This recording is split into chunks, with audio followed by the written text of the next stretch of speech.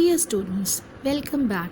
Today I'll be explaining you the third chapter of Honeydew, The Glimpses of the Past.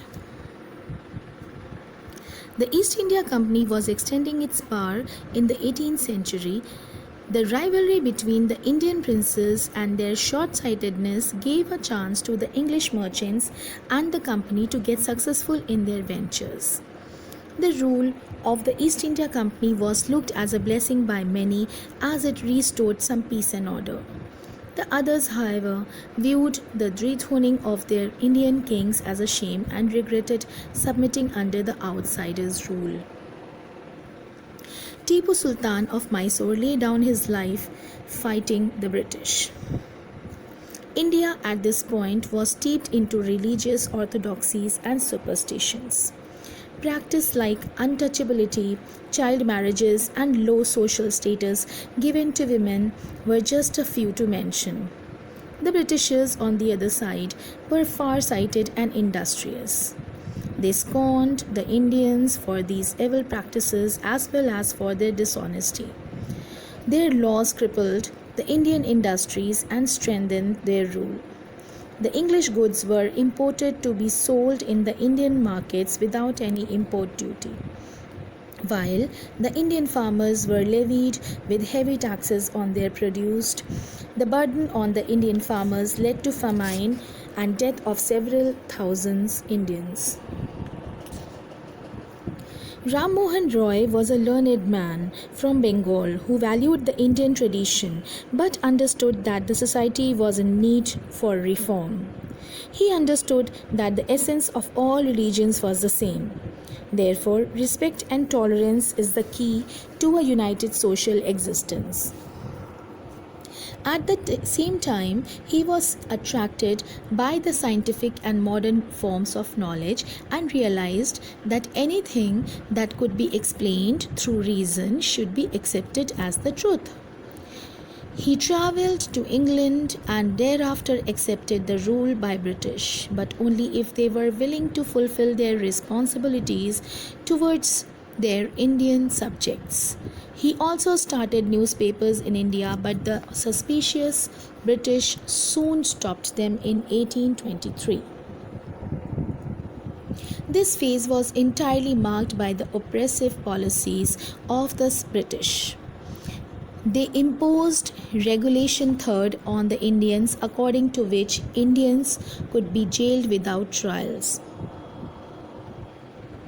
They heavily exported their English goods to the Indian market and made huge profits on the basis of this. They also profited through private businesses they established in India. With every passing day, the Indian industries were ruined while the British increasingly prospered. Deep-rooted dissatisfaction has seeped among the Indians by this time. The British tried to replace the Persians and Sanskrit language with their English language. They taught English language to the Indians without any uniformity and created a new class of intellectuals who could work as clerks or middlemen between the Indians and the British. These intellectuals invested a lot of faith in the Indian English education and the English policies. The reality, however, was the British cared little about Indians. Many Indians lost their existing jobs and positions. By 1856, the British had established their rule on nearly the whole of India. The discontented had risen to such a level that it was now taking the form of a rebellion. Taxes ruined the peasants and the new land rules had made the Santals in Bengal desperate. They massacred Europeans and their supporters. Similar situation was to be seen within the India Company's army. The Indian soldiers were quick to understand that their English counterparts were getting a much better salary, bungalows to live in and servants to attend them. The Indian soldiers were merely losing their religion and age-old customs by travelling to distant lands, which was considered against their customs. They also found that the grease used on the bullets was made from the fat of cows and pigs, which was blasphemy for most Indians. They soon spread their message to their brethren in the villages to be ready with support in case of open revolt. Finally, the revolt began and it got wider and wider. The sepoys marched to Delhi. The landlords also offered their support. All alike sung praises of Bahadur Shah, their emperor, and shouted slogans like "Death to the foreigner." The War of Independence was initiated. People rose in rebellion in Bareilly, Kanpur, and Allahabad.